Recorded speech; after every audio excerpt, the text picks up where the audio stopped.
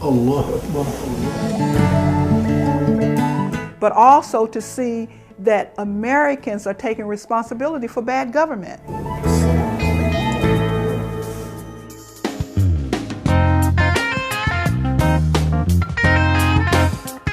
Besides getting support from people and communities, the International Museum of Muslim Cultures is also supported by the city.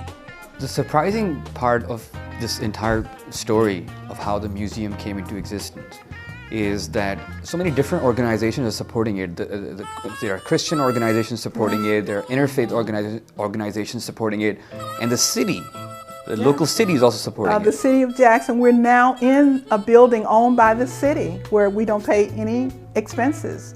The city also contributed funds for us to bring this Timbuktu exhibit. We also got funding from the legislature. We also got funding from the county government, in addition to businesses and so forth. When people come in, what's their first reaction? Well, they can't believe that they're still in Jackson. That's one thing, Mississippi.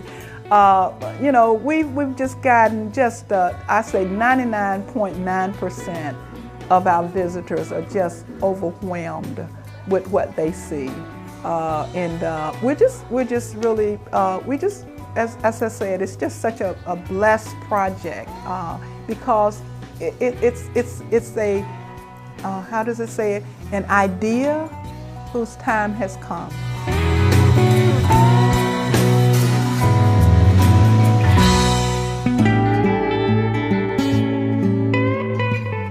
Moral and physical support is one thing, but to run such a huge project, how does one get the financial backing it needs?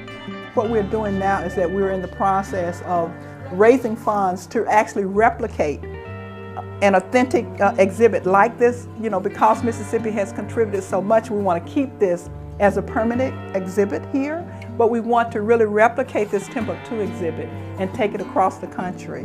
And we've begun to establish partners.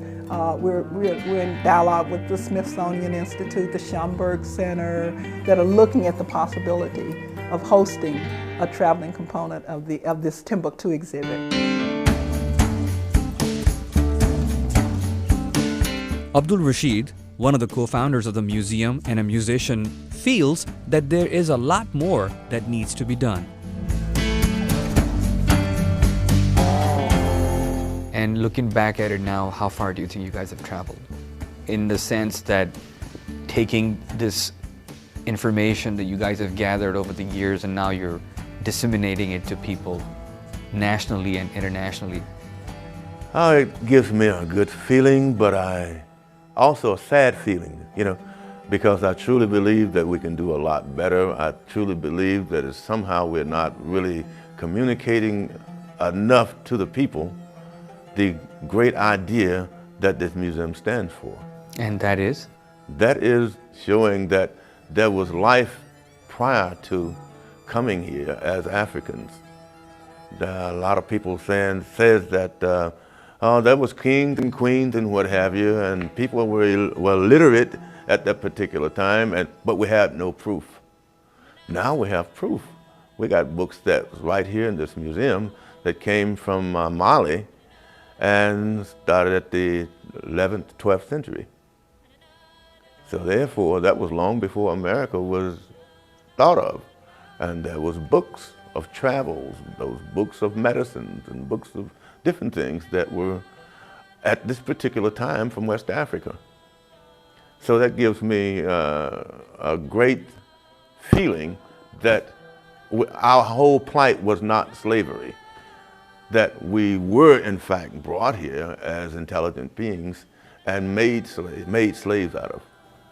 And do you think that that in a way will help heal the wounds? Actually, knowledge helps. Any knowledge helps. Any good knowledge helps. It's like a medicine. Akola Rashid says that for the world to come together, we first have to learn to trust one another. When Muslims outside of the US talk to me, they have a lot of anger towards America because of the government's policy. Okay. People have always tried to explain that you can't mix the government and the people. To address that, a lot of the people in the Muslim world would have no idea about who is Okola Rashid, or that Okola Rashid is running an Islamic museum in Jackson, Mississippi. So when they think about America, I don't think that they know that you exist. So as an American Muslim, what would be your message to the rest of the Muslim world? That's an interesting question. I think that one thing and one way of approaching that is that, yes, it's programs like this that would help the Muslim world see the other face of America. I think there's a real need for that. But there's another really critically important part too, that even though the Muslim world look at the American government, and yes, the American government are doing these, really unacceptable things by many of the American people, is that the Americans have within their culture tradition the responsibility. They accept the responsibility for their government. And historically, they've been moving toward changing their government to become the government that reflects the higher values of America. And I think that more than anything, Barack Obama's election is a manifestation of that. The civil rights movement, and that's what but this to me is Islam. This kind of, engagement, taking responsibility for yourself, but also your government, and working strategically and systematically, to bring about, the better government, the good government. That's in America's tradition. And I think that Americans, for the Muslim world to see both sides of it, for them to be able to see that there are good people that's doing good things like, what we're doing here, but also to see that Americans are taking responsibility for bad government.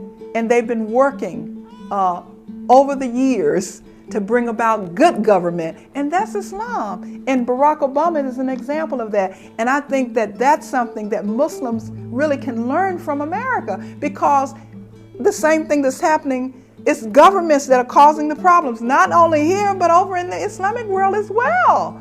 But I do not see a consistent, even though I see great reformists and revolutionaries that have been, within Islamic lands, but many of them have been killed, imprisoned, and that there's not enough. There is always, we have to know that there is always resistance, whether it's subtle and not so, but it's not enough. The majority of the Muslim world within the various different nations are not taking enough responsibility for bad government and removing bad government.